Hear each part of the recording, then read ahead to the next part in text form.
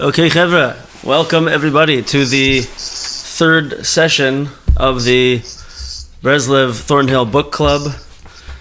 We will be learning the Sefer by Rabbi Yaakov Klein, The Story of Our Lives, on the amazingly profound story from Rabbi Nachman of the Lost Princess.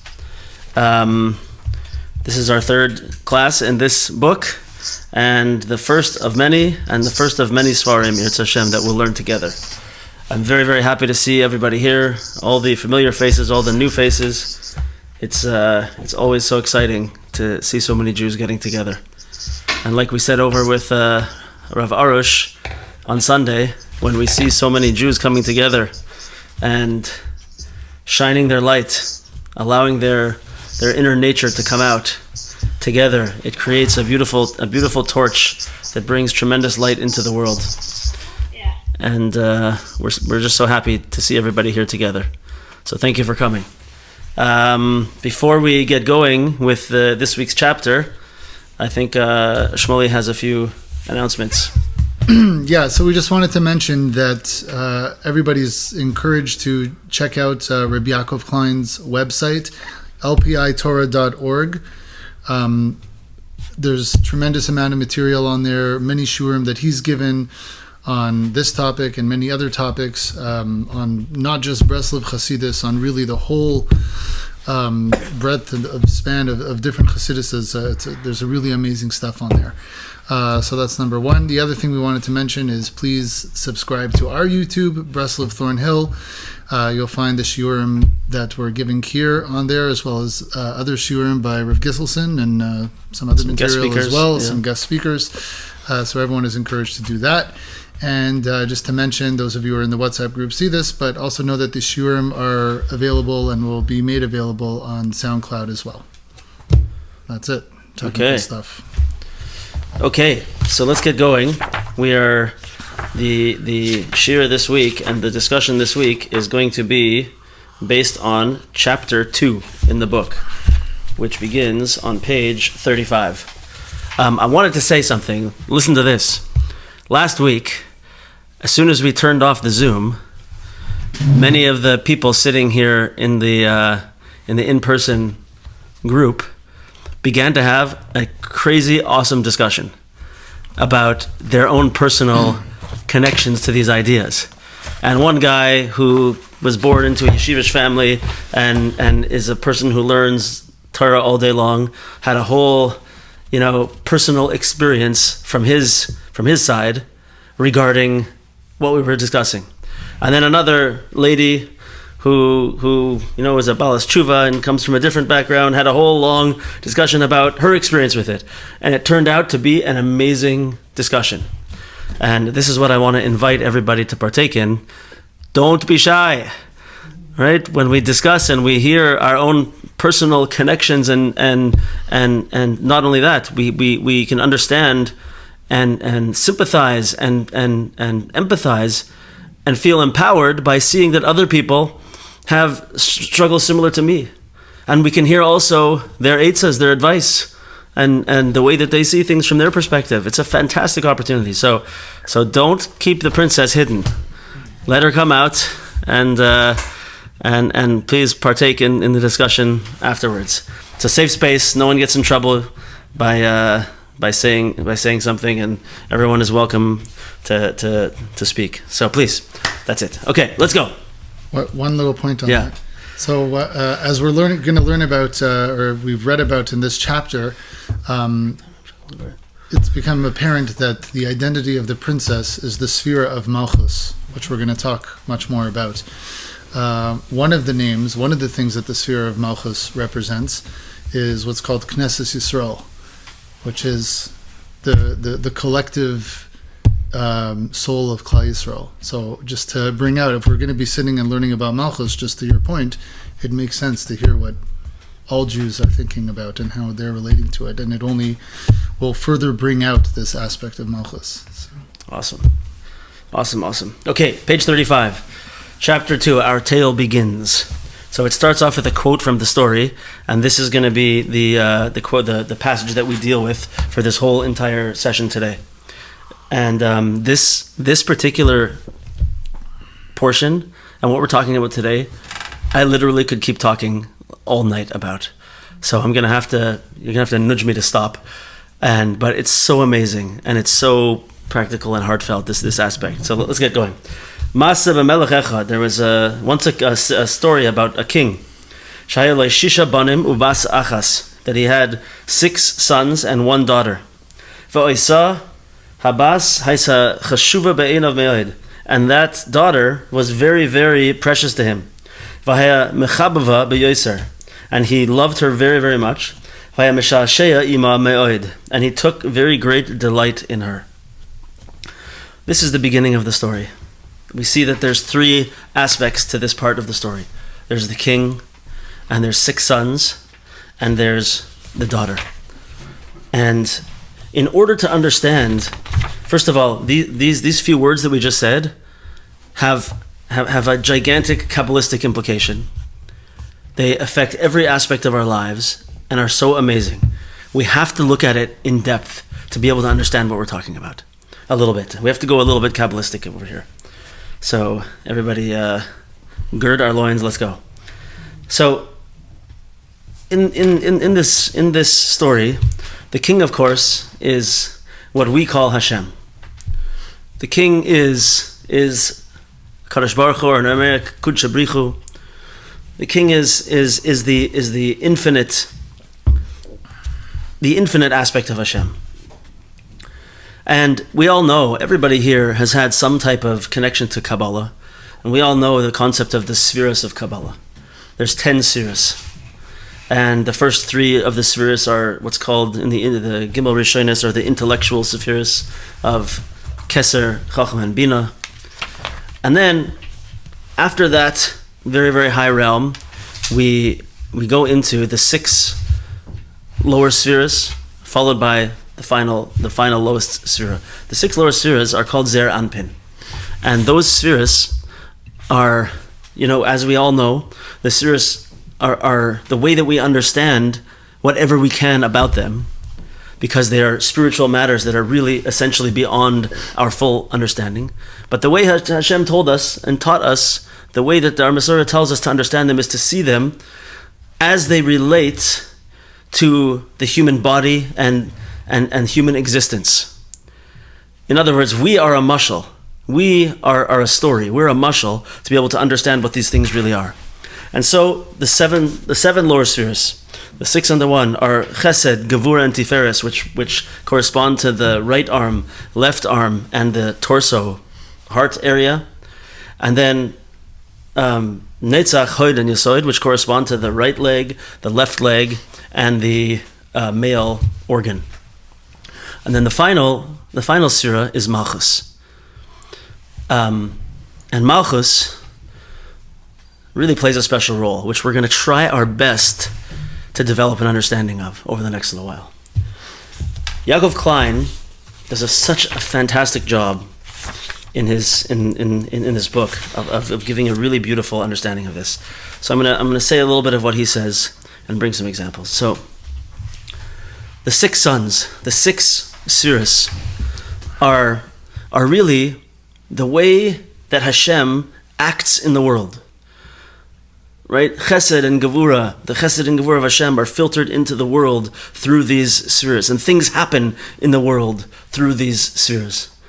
And Chesed, Gevura, and Tiferes, and Netzach, Hod, and Yesod are more action-related, and they relate to more lower existences, but all of these 6 spheres really are the way that Hashem manages and makes things happen in the world. It's a very basic understanding of it, but that's the basic understanding of it. But in the way that we relate to them, these 6 spheres, which are representative of the 6, which the 6 sons represent, he calls them that they're more quantitative. They reflect the 6 days of the week, which are called Sheshes Shemei HaMaaseh, the 6 days of doing. Those days where we work and we, to separate them from Shabbos.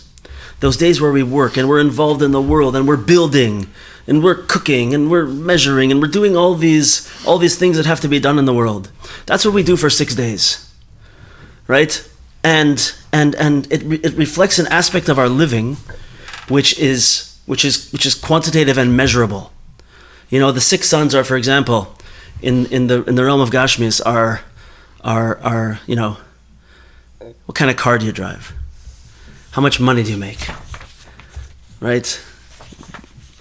What's your stock portfolio? I don't really know what that even means. So, stock portfolio. So, you know what I'm holding. Right? This aspect of existence that's very measurable in the physical world. Right? How many children do you have, even? Right? These types of things. And it doesn't have to be just in terms of Gashmias, but even in Ruchnias, right? It's how many hours do you learn a day? How many blat did you learn, right? How well do you know halacha, right? How much tzedakah did you give? Right. It's anything that's quantitative. So exactly the point. You can have a guy who's sitting in yeshiva all day long for 20 years, learning all the time, and they can be learning like we've said this a lot in the shul over here. But do you know that it's possible to learn in yeshiva all day long and never once think about Hashem? And as I like to say, if you have any experience in yeshiva, imagine what would happen if you went up to someone in the middle of learning of a sugya in Gemara, and they're back and forth with their chavrusa and they're discussing something, and you go, wait, stop for a second, hold on, stop what you're learning. Are you thinking about Hashem? Right? So they would look at you like you have 3 heads. Leave me alone, I'm learning. Leave me alone, I'm learning. What do you mean thinking about Hashem? I'm learning Torah. Don't talk to me. Right? This is one of the ways that you can see that Torah learning even could be more of a 6 sons type of learning as opposed to a princess type of learning. Really can be in a more sort of sharp way, right? You can also have a situation where someone learns Torah. Rabbi Nachman says, we've seen this a few times, and Rabbi Weinberger brings it when he discusses this also. Rabbi Nachman says that to be a lamdan bilvad, to be just a lamdan, just a learned person, is nothing on its own. Because he says, it's efshar liyos talmid chacham v'rasha gamor. It's possible that you can know a lot of Torah, you can be have a broad, a breadth and a depth of knowledge, but you can be a rasha, you could be a terrible person. Right? Just the learning on its own, the quantity of the learning, right, is really more of a quantitative aspect. It's not. We haven't even got to what the princess is yet, but you hear there's an aspect that it could be. Let's remember to judge people favorably and to know that people learning are learning, and it's fantastic and it's beautiful. Chas v'shalom that we're trying to say negative things about people, but we have to understand that there is a difference, and there is an opportunity to do something different. There is something missing. Right? This is what we have to understand. So this is an aspect of the 6 sons. So I heard. So let's talk about the princess a little bit now, and then we'll try and bring the two together. I just want to make please one comment. So there was one footnote in this chapter that I thought it was important that it's kind of a disclaimer, because when we talk about the spheres, I don't know how familiar everybody here is or is not with the spheres, but there's different aspects of where we apply the spheres. When we talk about them as the different aspects of Hashem, who in Emes Sheba Emes is one, of course. The spheres are how we're able to relate to Hashem. When Hashem is acting and is manifesting in certain ways. In the context of our story, it sounds like, and it is, that there's something really lacking with the 6 spheres when they exist on their own without the sphere of Malchus. And we'll get into why that is, because Malchus is really, it's the goal, it's the end.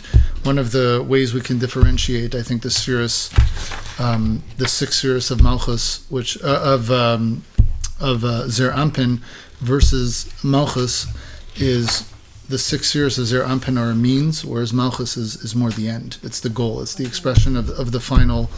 It's the purpose. But the footnote that I thought was important to mention that Yaakov Klein pointed out is that when we talk about the spheres as they relate to Hashem, there's nothing lacking, of course. It's only when we talk about that expression of the spheres within us as people, our aspect of Chesed, our aspect of Gvura, our aspect of the 6 sons can be lacking when the purpose is not on point, when Malchus is not there. Shmak. So we have a little bit of an idea of the 6 sons. The 6 sons are flashy. The 6 sons are what people respect, are outward manifestations, right? They're a fancy car. They're a nice house, right? They're nice clothing, all these things. So what's the princess? So the princess is the sphere of Malchus, and Malchus is the Shechina, is the divine presence. Malchus is Knesset Yisrael, as Shmuley said, the congregation of the collective soul of the Jewish people. Malchus is Shabbos. Malchus is Emunah.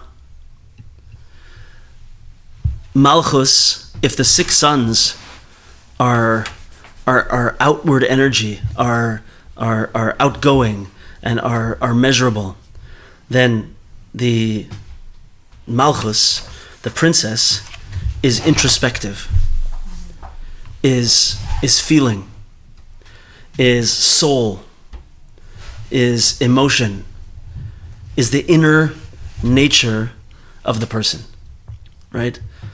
Right? In other words, we have the 6 sons of the left hand and the right hand that are doing, and it's the heart that's emoting, right? And it's the legs that are super physical, and it's the sexual organs which are what we know they are, right?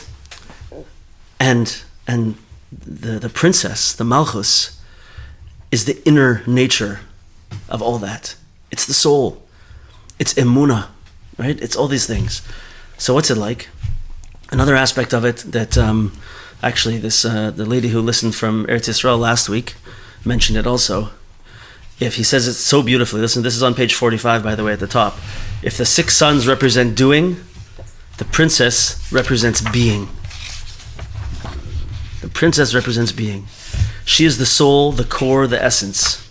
In the absence of her unifying energy, chaos reigns. Being. So if you think about Shabbos, right? This is such an awesome aspect of the princess. Because what do we do all week? All week we're preparing for Shabbos. And we're buying stuff. And we're cooking. And we're doing all the worldly work that needs to be done to be able to experience Shabbos. And then Shabbos comes.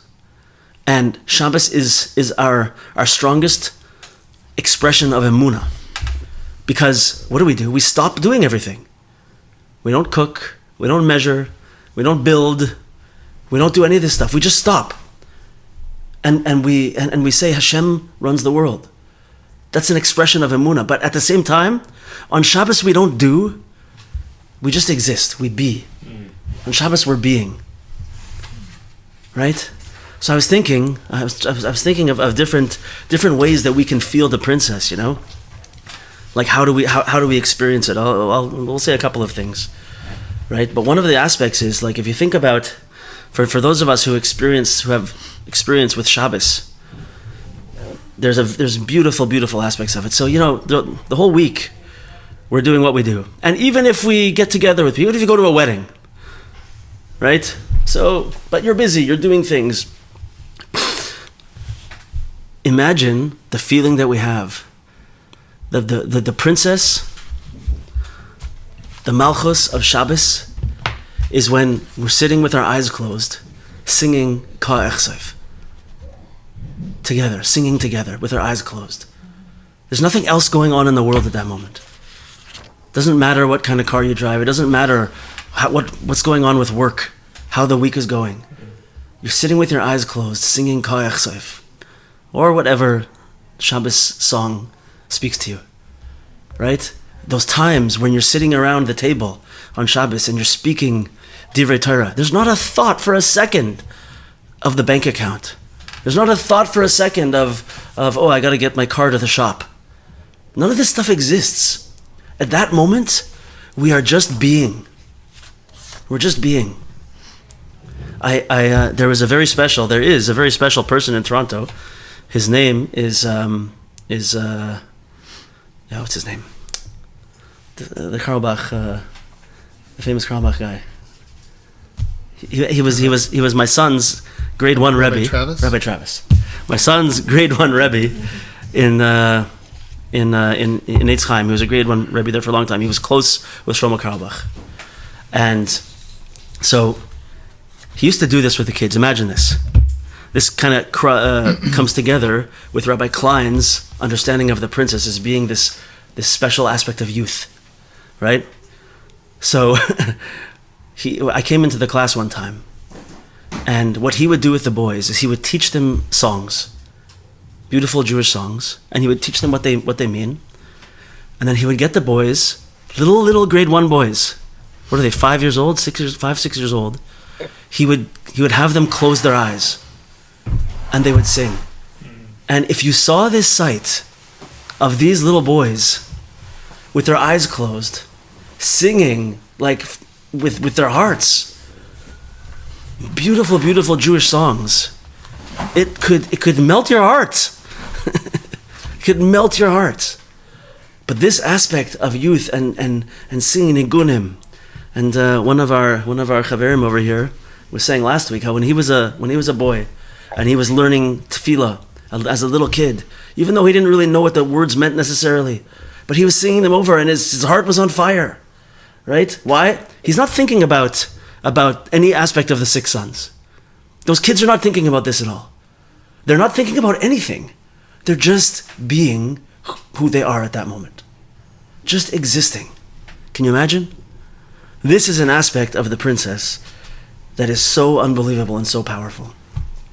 Have you ever heard of a situation, it might happen to some people, so I'm told, that you have a married couple where the wife might think that the husband is not giving her enough time or attention?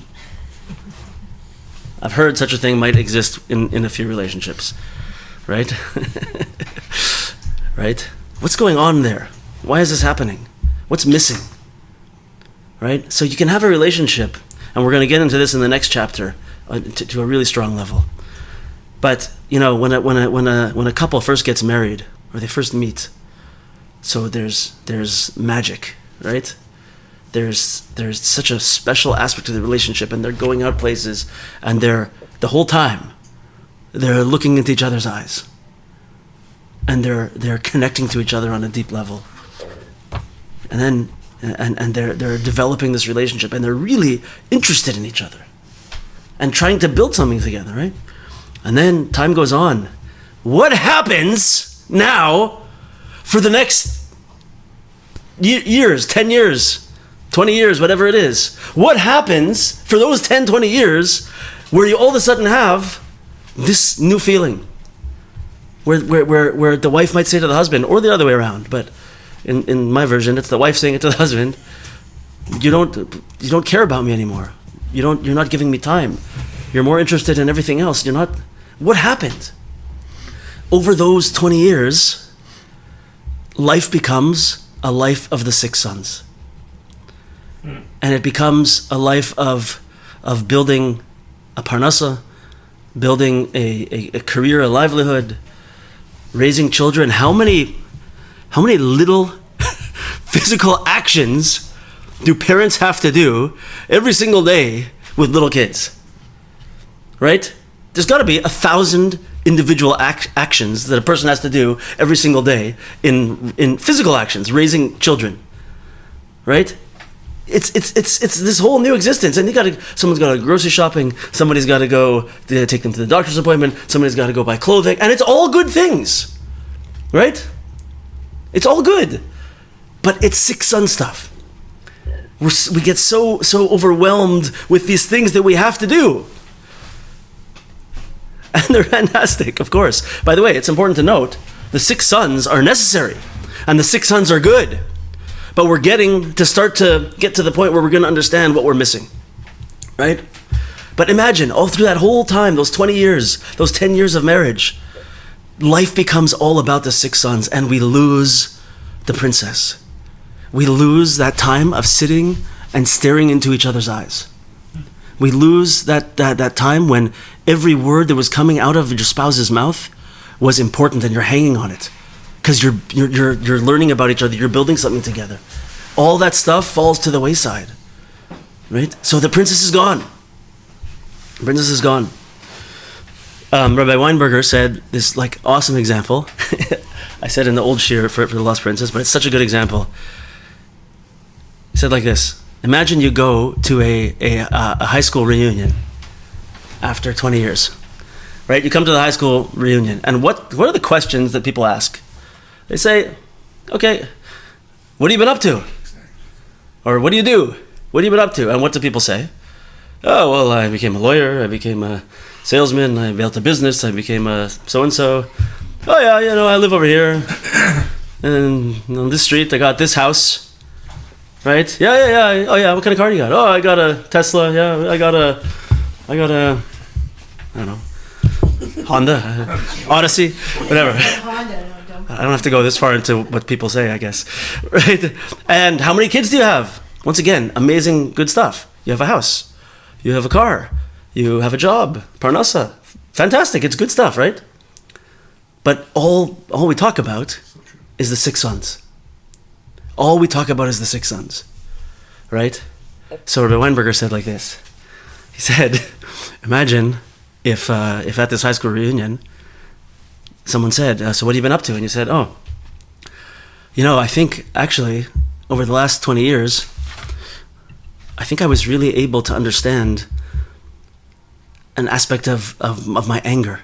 And I've been able to lower my anger a little bit. Right? They'd be like, what? They'd lock you up. Did you hear what I just asked you? Right? Or one of the ones that he said so beautifully, he said, what have you been up to? Well, actually I learned a story by Rabbi Nachman, and it made me think that I want to become a better person. Right? These are princess things. And if we had been living with the princess for those 20 years, what would we have to say? We'd have all these amazing things to say. Do you know how close I've become with my wife over the last 20 years? And this deep relationship we have, and the things that we've built together, and how much love and respect I have for my wife, it's amazing, right? That should be what we're excited about, and what we say. Not, I'm in this business and it's going well, and you hear what I'm saying? Mm-hmm. These are princess things versus 6 sons things. Once again, all the 6 sons stuff is good, and it can allow you to build those things that are so important. So one last idea over here. I mean, there's a lot of ideas, but one more just to frame this concept of the princess. This is one of the most amazing things that I've seen in the Sefer that Rabbi Yaakov Klein wrote. But okay, so you have 6 sons. Everybody knows, maybe, that the number 6 is a way to define spatial existence, right? Like you have up, down, left, right, front and back, is a way to coordinate a point of existence, right? So the 6 sons are really a physicality. It's this physical existence, right? But what do the 6 sons do? What does that structure accomplish? Where's the princess in this structure? So he says this unbelievable, beautiful idea that the princess is in the middle. The 6 sons surround the princess. They focus on the princess. They point to the princess. Everything that the 6 sons do should be going to the princess, should be feeding that sphere of Malchus, should be pointing to it, should be guiding, should be putting their energy into that. Right? So that means that you have the house, and you have the car, and you have the children, and you have the clothing, and everything that you need. But you know what they do? They're not there just so I can show off my house and my car and my kids. That's not what they're there for. All those things are there to build emunah, to build kedusha, to build soul connections, to help these kids become passionately connected to Hashem, to build this husband-wife relationship that is a physical, this world representation of Kudsha Bricha v'Shchinte coming together. That is making yichudim. This is what the 6 sons are supposed to accomplish. So I need to have the 6 sons. I need to have all these things. But what are they there for? What are they supposed to be accomplishing? This is the question that we have to ask ourselves. This is what this chapter is teaching us, right? And in the very beginning, this is what Rabbi Nachman says. I just want to read you something that Rabbi Klein says at the end here. I think it's so special. The way he explains what Rabbi Nachman says. Let me just find it here. It says like this. This is on page 48, bottom paragraph. So Rabbi Nachman begins his first tale by underscoring what is perhaps the most fundamental concept of the Baal Shem Tov's revolutionary doctrine. Hashem desires for a Jew's avodah to be filled with passion, vitality, joy, and spirit. Right? Remember, the mitzvah actions are 6 sons, but when they're infused with connection and with joy and with passion, that's the princess together with the 6 sons. In his and he says about Rabbi Nachman, in his inimitable style, the tzaddik relays this assertion almost in passing. Rabbi Nachman does, without any indication of the mighty implication of these words. The daughter was very precious in his eyes, and he loved her very much. He spent much time rejoicing with her. In this statement, Rabbi Nachman is teaching that while a life spent adhering to halacha, performing mitzvahs mindlessly by rote, may perhaps represent a life well lived, it did not fulfill Hashem's deepest desire. Like Chazal say, Rachmana libabai, Hashem wants our heart. So we can do all these mitzvahs and we can do everything right. And we can learn, and we can give tzedakah, and we can do everything, and it's all fantastic. And there's nothing bad about it, but something's missing, is what we're saying. And it's only when that goes together with the princess that we're really accomplishing what Hashem wants from us, Rachmana libabai, that He wants our heart. So there's a lot to say. There's a lot more to say. But I want to step back a bit. Do you have anything to add at this point, Shmuel? Yeah, I just wanted to, I mean, you touched on it now a little bit, but you spoke a lot about contrasting the 6 sons versus the princess with what sounded like just physical manifestations and accomplishments. And I think what's important to talk about here is that I think everyone here knows that, amongst us, we understand that spiritual ruchnius accomplishments are more important than fancy cars and houses and stuff. But this is, I think what Rabbi Yaakov Klein is trying to speak to is the deeper level of that, the other aspect of that, which is even when it's mitzvahs and learning and things that are typically in the category of avodas Hashem, how those can be lacking, and what imbuing that with the princess means, what the approach of the princess translates to, and what it looks like when it's not there, right? That's right. In the physical world, in the world of mitzvahs, it's really all the same thing. It's what are we doing it for? What are we doing it for? But the reason I'm saying that is because some people will turn around and say, what do you mean? Look at me. I'm in Kollel. I learn, 40 hours a week, and I keep every mitzvah, and I do all the hidurim, and I daven 3 minyanim a day with a minyan, and I light Shabbos candles, and I do everything I'm supposed to do. You're not talking to me. You must be talking about somebody else. Right. But meanwhile, the guy, like you said before, did you think about Hashem while you were doing any of that? Did you connect with Hashem at all while you were doing that? Did you allow Hashem to come through? In what you were doing, right? Do you remember the purpose here? I had an interesting experience.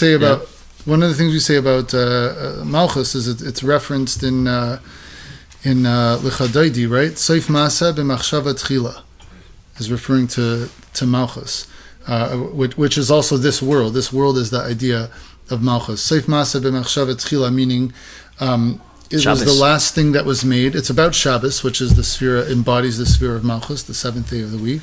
Call it Shabbos Malkusa, right? It's literally a lashon of princess. So Seif Masa b'machshava tchila, it was the last one to be made. It's the last day of the week, b'machshava tchila, though. But its thought was the first. It's the purpose, right? So the mashal, I think I've heard it from you. I'm not sure if it's your mashal, but like of building a house.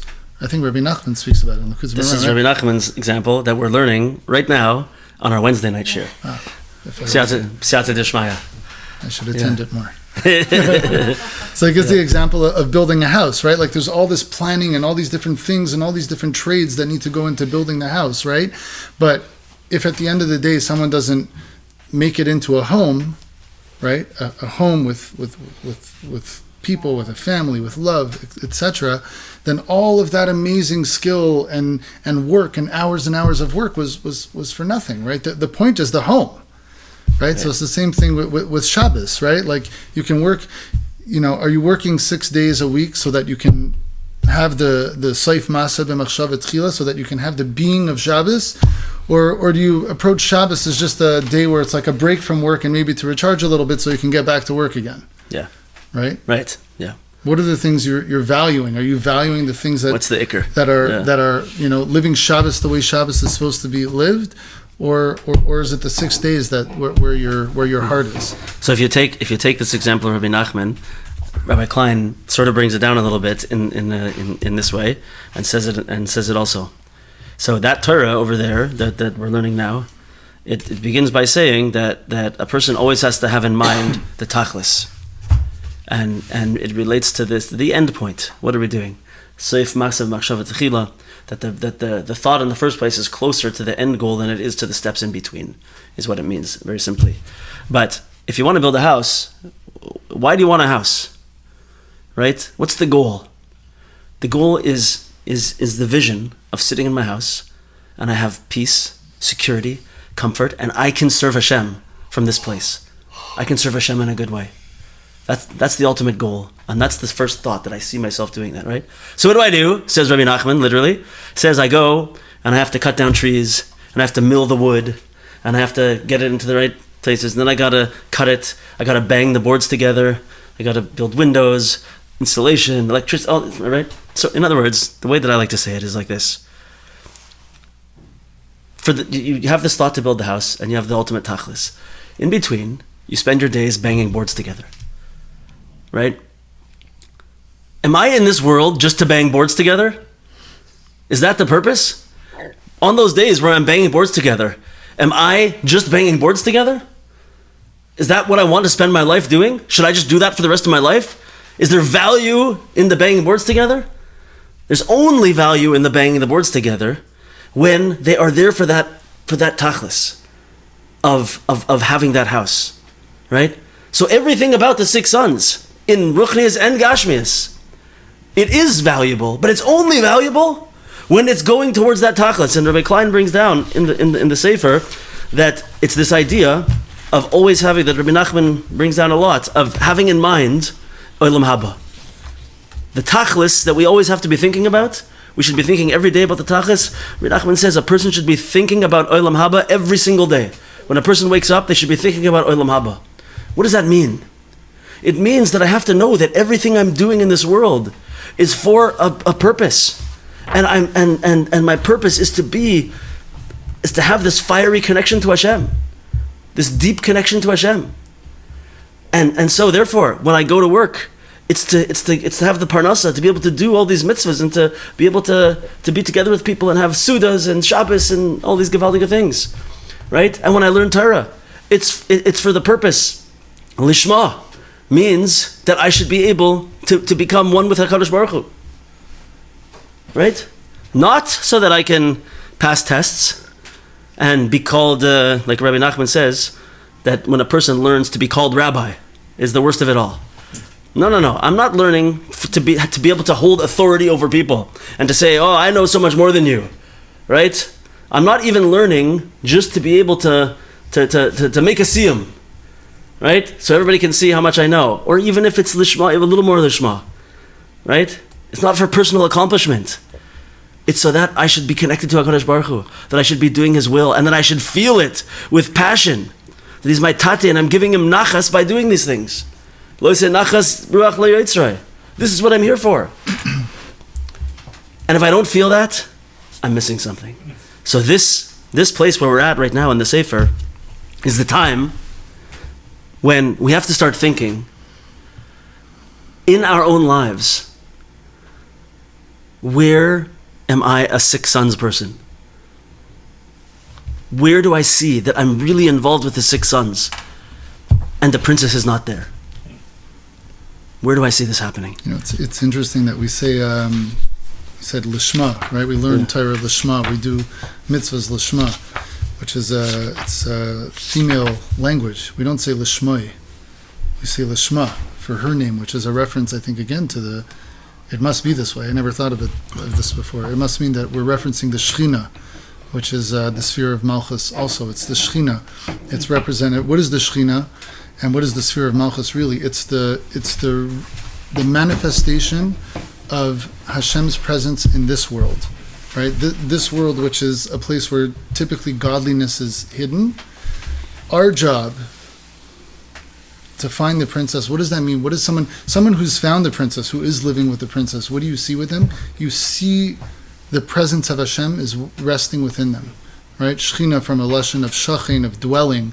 We keep using this mashal of the house because that's really what it's all about, right? The living with the princess means that that Hashem's presence is dwelling within you and your actions are imbued with it. And then you feel it too. You feel Hashem dwelling within you. When you do, right, the difference between dryly doing a mitzvah, I can go to shul in the morning and I put on my tefillin and I'm not thinking, I'm looking at the clock because I have to leave. Did you feel that God was dwelling within you when you were doing that? Right? But if you take a little bit of time to prepare about it and think about what you're doing, whatever mitzvah it is, whatever Torah you're learning, and you think about that and you actually you open yourself up. Another quality of the sphere of Malchus is that it doesn't have anything of its own. It's the goal, right? It's the culmination of all the things that led up to it. It doesn't have anything of its own. But when you make that space inside yourself open and you're aware of it and you allow everything to flow into it, it's the presence of Hashem that dwells within you, and you feel that, and nothing makes you feel more alive than that presence, right? When we're sitting, like Rav Gisselson was saying, when we're sitting Friday night and we're singing and our eyes are closed, there's nothing else there. It's Hashem's presence that's filling us at that point, that's dwelling within us, and it's the revelation of that presence that is the revelation of the Shechina in the world and to the world. And that's really the point of everything. Awesome. Let's take a look at page 49, and then maybe you'll tell over this Shlomo Carlebach story before we wrap up. Page 49. Maybe someone else will. I think is a very good place to start our practical point discussion. Okay, so we're gonna set some practical goals for ourselves today to work on over the next week, and page 49 has a chart that lays out places that we see these aspects in our own existence.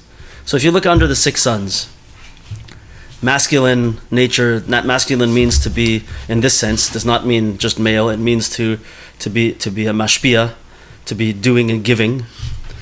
And on the other side, princess is feminine, is receiving. So in our relationship with Hashem, receiving, in being a destination for all the work of the six sons. You have 6 days on the six sun side. You have 6 days of the week, the Yemei Hamasa, the days of doing. On the princess side, you have the 7th day of the week, Shabbos Kodesh. On the six sun side, you have space and things. It's the aspect of the world that's physical, that's there. And on the other princess side, you have time and spirit, the inner nature of things, the less tangible, more inner aspect of things. Once again, the six sons are the six directions, and the princess is the center point, which they all feed into. The six sons, you have financial success, right? Success in Gashmias and materialism. And on the princess side, you have meaning, fulfillment, and joy. That's the one where we say, this is one of the questions I think we have to ask ourselves. Like the famous thing they say, that at the end of someone's life, they don't say, I wish I would have spent more time in the office. Right? So that's the financial success. That's a six sons statement. Right? That's a six sons word. And meaning, fulfillment, and joy. Why did I have this financial success? Where was my fulfillment and my joy and my meaning in that? Six sons is dry intellectual prowess, socially conditioned observance. I'm doing because that's the way I was born. I'm doing because that's the way I was told to do it. And on the princess side, we have doing those same things, but with emunah, tefillah, yiras shamayim, kavana, intent, faith, right? With the inner aspect of it at the same time. The six sons are quantity. The princess is quality. The six sons are shallow. The princess is deep. The six sons are doing, and the princess is being. Right? Another thing that we see Rabbi Nachman talks about a lot is the absolute importance of living in the moment and not being pulled down by the baggage of the past, and not being trapped in the anxiety and fear of the future. Right? Because if I'm in either one of those places, I'm not present right now. Mm-hmm. The princess cannot be there if I'm living in the future or the past. If I'm depressed because of my baggage, or if I'm stressed and anxious because of my future, the princess will not be there. I have to be in the moment. I have to exist now in order to experience the princess. Right? Yeah. So many more things to say about this. So I want to suggest that we open up our discussion at this point. Or you want to tell over this car box story? Maybe someone else wants to talk about it. We'll tell it over. Well, it's the story that was in this chapter that just brings out this whole point that I think we probably have a good understanding of. But it's contrasting these two people who are lighting Hanukkah candles, right? And one guy, even though he's doing everything Muhudur, he's got a perfectly kosher menorah and the best olive oil you could have, and he's going to light bisman, and he's going to do everything, right? But then I think the story goes when the time comes for lighting, his aunt is calling from Eretz Yisrael, and he's busy with this, and he gets through it, right? He gets through the lighting, but he's distracted. He showed up. He didn't really put much preparation into it, but he's checking his boxes, right? And you can apply this to any mitzvah, where you can check all the boxes with all the hidurim and everything, right? That's guy number one. Guy number two is he's preparing from 30 days before. He's studying the Torah, all the tremendous Torahs that exist on Hanukkah, and learning about the inner light of Hanukkah and what it represents, and what the candles represent, and what the number 8 represents, and all the tremendous, amazing depth that there exists on Hanukkah. And when Hanukkah comes, and he spends time preparing his menorah, and maybe he's even preparing his own wicks, and he really puts himself into the preparation for the mitzvah. And when the mitzvah comes, he gathers his family around, and he does it with tremendous kavanah, and like nothing else in the world exists at that point. The only thing that exists for him at that point is to be mekayim the mitzvah of lighting menorah, and more importantly, how that's going to help him connect to Hashem, the connection that he's going to feel at that time when he's lighting menorah, right? So, one of them, the first guy is an obvious representation of a six sons guy. He checked his boxes. He did the mitzvah. You can't really have major tainas on him. But can you compare it to the second guy? Who when he lit his candles, he was singing there for an hour. He was taking in the lights of the flame. His whole being was lit up from this, right? When those two guys go to sleep later that night, one of them's probably not going to there's going to be no ration, there's going to be no impression based on the fact that he lit menorah on that guy beyond, the couple of minutes. He accomplished something big. Things are happening still in higher realms that we can't imagine by his performing of the mitzvah. But the second guy, it changed him as a person. He's going to be a different person because of that candle lighting that he did. And the next night, it's going to change him even more and more and more. And it's a different reality. It's a different wavelength of living, Awesome. Awesome. Have you ever seen, by the way, there's videos out there, there's one video in particular of the previous Bobova Rebbe preparing the Hanukkah licht. And he's taking pieces of cotton and he's twirling them and getting, like, the video is like an hour long, just of him preparing to light the menorah. This is what he's doing, right? So something to think about. So let's move on now, if everybody's okay with this, to have a bit of a discussion. People who are on the Zoom, you can put a hand up if you want to speak, and I want to ask the following question. It's pretty open, so it can be, and you can also say anything you want that's connected as well. It doesn't have to follow this question, but how do I relate as a person, as an individual, to these ideas? How do I relate as an individual to the 6 sons in my life? Where do I see that I'm a 6 sons person, that I feel that I need to bring the princess into there? Or where do I have experience where I'm seeing the princess in certain parts of my life? Right? Or any other thoughts that we may have on this particular subject? The floor is open. Anybody here in person? Go ahead, Sandra. I don't relate to that so much. There's a lot of things I think about. First of all, human being, like it's just human and being. I think being. Right there, we just have it right there. It's the context, the physical and I think that a lot of our world has moved away from the qualitative to the quantitative, and it's just unfortunately how we measure everything. And I'm the kind of person that would go to the party and say that, I've been working on myself and it doesn't proceed very well. Right. But it's just the way our world is today. But I think what I would say about COVID, one positive thing in kavod, is that when the world had to stop, what I heard from a lot of my friends, in the secular world especially, was they were finally having dinners together as a family, and it was the most beautiful thing because they actually started to learn about their own children. And won't just say secular, it's everyone. Like I think people actually sat down and actually brought the princess back into their life. So like there was a quality there was like a caring. Like sitting on the step outside where people used to do that before. People just, and then now it's back to normal. Everyone's running around like mental. It's like Hashem showed the world, like for whatever period of time, like stop doing so much and just be for a little bit. Yeah, so maybe when just Yeah, so Sandra is saying that for those if we didn't hear, that when the lockdowns came with COVID, and there's a lot of opportunity. She didn't say this, but there's a lot of opportunity to see negative in it. So she saw something positive in it. She saw that people all of a sudden had to be together with their families a lot more. People had to have dinners with their children and spend time with their children. Instead of doing so many different things, some people got to know their children a little bit better than they would have before. It's like Hashem said that like Shmuley said, like hold on a second, stop. You need to focus on some quality rather than quantity of accomplishment over and over again. Beautiful point. Marty. Beautiful point. Anyone else? Well, I have points, but Yeah. meaning at this chapter, I think all he's really given you is the ability to gain awareness, Yes. to look for things. Yes.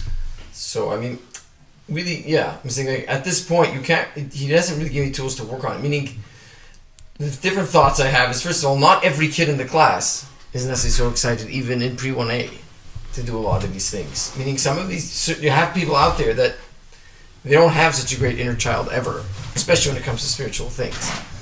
So like, really, this chapter is much more just make you aware of, try to figure out where are you and who are you, but it doesn't give you any tools. Just, I would think... I disagree with you on that, by the way. Which, he did give you tools? No, I personally think that actually awareness is the most important. No, I'm and saying it's not a first tool. No. Oh, it is a tool. It's a tool. Okay, It's an important tool, and sometimes just awareness is enough to accomplish a lot. I can feel a lot of people can get turned off at this point because they're like, okay, very nice. Either they can feel like when it comes to religious observance, they never had the princess to begin with. Yeah. So how are they going to get one now? And so like I would just think for most people it could, not most, but for many people it could be they should just be looking more for the princess in other aspects of their lives, that at some point they did have the inner child. You know what I mean? Mm-hmm. Like hopefully at some point when you had your kid you enjoyed them on some level. You know what I mean? Or your marriage. Well, I mean, I'm just saying the example he gives is like in the marriage mashal is the, I'm the, saying I think the those engagement areas period, right? would be easier for a person to start with. Right.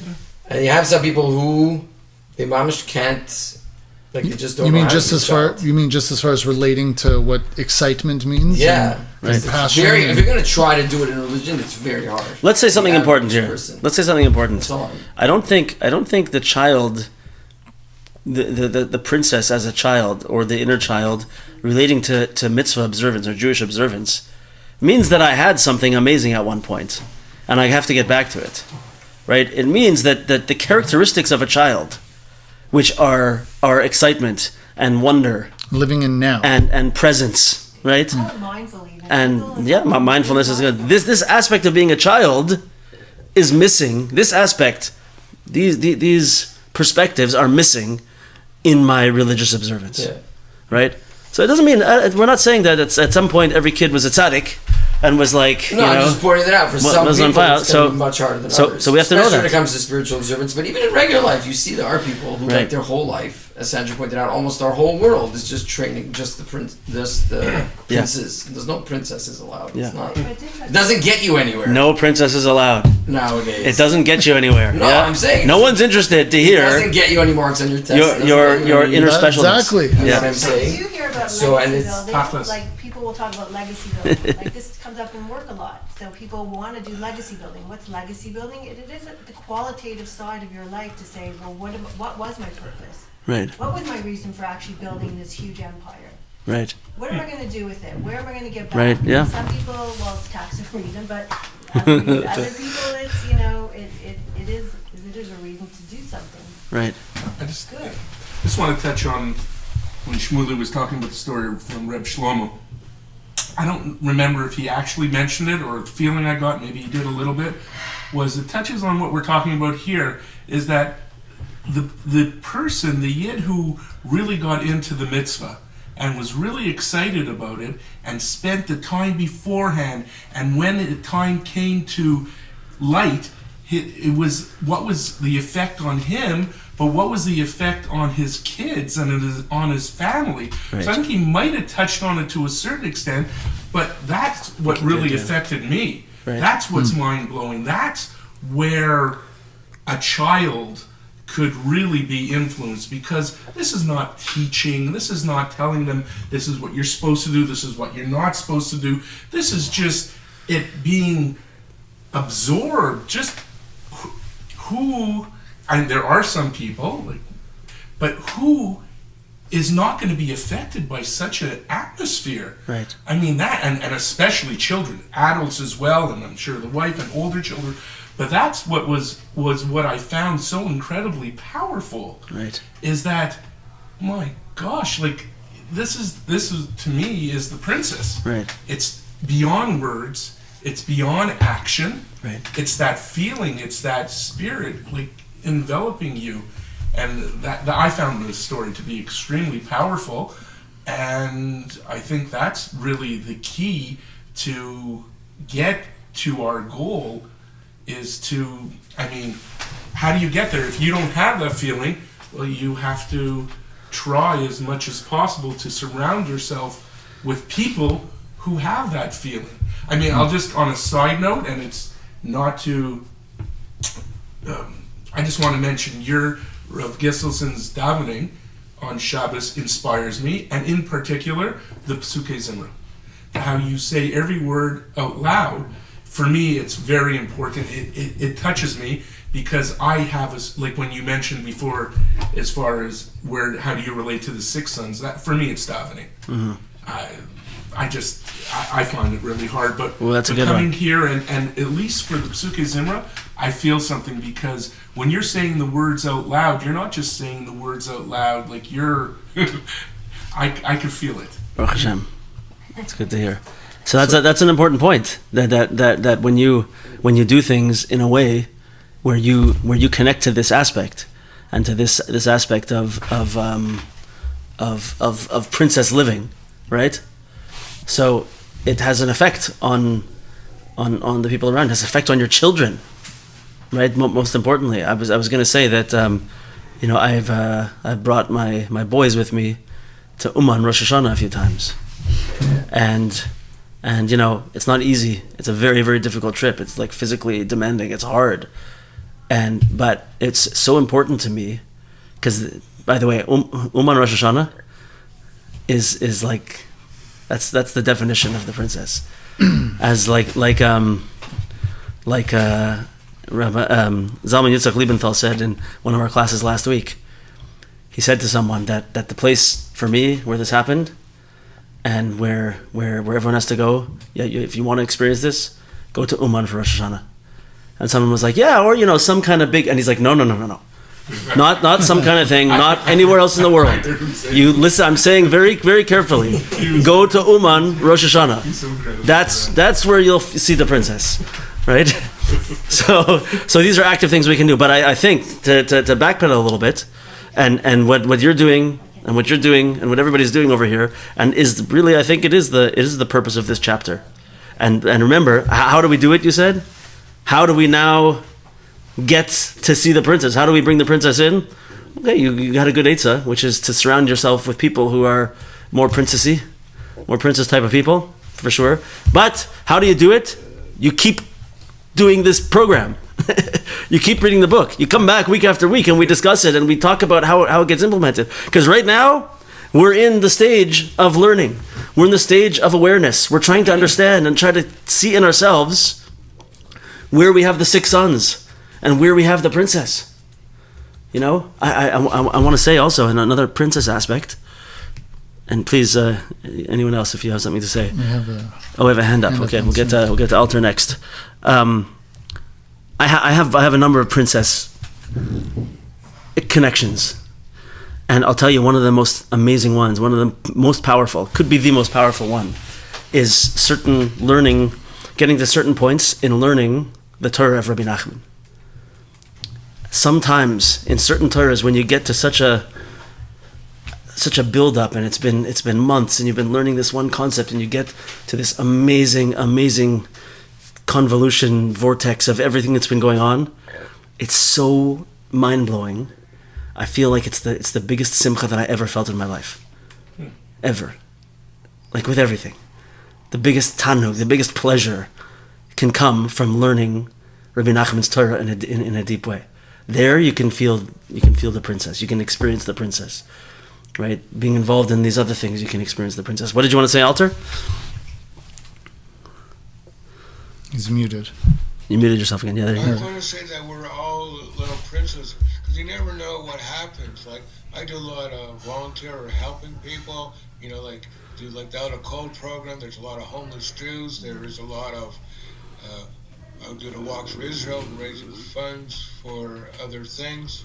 And you see that I'm in a supermarket and somebody comes over to me and asks me, oh, they saw me in this place and that place. I don't even remember seeing them, but it just shows that, to me, I guess I'm acting as a little princess because people notice you more when you do things for Hashem than you don't. I hope you're not wearing a princess outfit also, though. No? So, yeah, go ahead. Most people are outside the community. They don't. You tell them there's like a growing number of homeless Jews in the city. They're living in tents. And Amazing. Jewish organizations are trying to help them. And That's amazing. They have other programs. It's synagogues.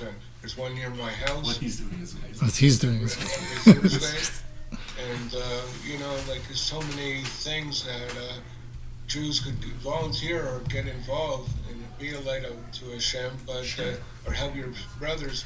And people don't realize they live in a net community and they don't see outside of the box a lot. And Fantastic, Alter. You notice when you do something and you inspire other people. Beautiful. Once when my car broke down, I was waiting for somebody, and they asked me what I do, and I told them, and they wanted to get involved. Mm-hmm. They said they didn't realize you could get involved in Jewish stuff, and I said, yeah, you could, You're shining your light, Alter. So shining your light. I think the reason why that is, and it's the same thing like what Rabbi Yosef Feivel was saying, affecting the kids with the Hanukkah candles, how other people are being affected by it. This is, like we described before, the mechanism is that when a person is allowing themselves to be a conduit for the Shekhinah to rest in them, really embodying the sphere of Malchus, of what Malchus is. Malchus means kingship. We didn't really speak about this, but it speaks about it in the book, of course. It's the manifestation of what the king wants, right? The king wants us to be excited when we're doing mitzvahs to connect to him, and when that comes out through us, and other people are experiencing, they're like, hey, I'm observing the Shekhinah right now in this world. They're naturally attracted to that. So whether it's doing chesed, like Alter was saying, people see that and they say they see manifestation of Hashem's presence in this world, and they're attracted to it. Awesome. Yeah, Sandra. So, Rav Shalom Arush talked a lot of questions were directed around kids and fear and that. So I think I put out there for us is we're at a pivotal time in history, and I think that we have to break away from all this fear because it's affecting our children, like the young ones. Should I give a 5-year-old a shot? Shouldn't I give a 5-year-old a shot? Like, it is going down so, like what he's talking about, like these kids are losing their innocence quite early, and it's very sad to see. So I would say as parents and us, we need to learn to stop being so fearful. Fear. Oh my gosh. I mean, fear for sure is a everybody is I think, actually, to be honest, I think fear is even beyond this conversation. Maybe we'll get to it in the next chapter. Actually, it's not even a 6 sons thing. This is something even worse. Right? Remember, the 6 sons are good. They just gotta be going to the right place for the right purpose with the right goal. Right? Yeah. Okay. Anything else? So we're done for today. Okay, we'll shkayach, stop everybody. Here. Next week, chapter 3. Yeah. Mirz Hashem. Chapter 3 and maybe chapter 4 is still going to be building understanding and awareness, but on a different and deeper level as well. Shkoyach to everybody. Once again, please remember to join us next week, 9 o'clock, on Zoom or in person at 53 Bevshire. Please check out lpitorah.org. And if you want to be on Rabbi Yaakov Klein's WhatsApp lists, please get in touch with us. On our WhatsApp list, please get in touch with us. You can see our YouTube channel, Breslov Thornhill, and you can reach out to us in any of those ways. Stay connected, and Mirz Hashem, we'll see you next week. Everybody have an amazing week.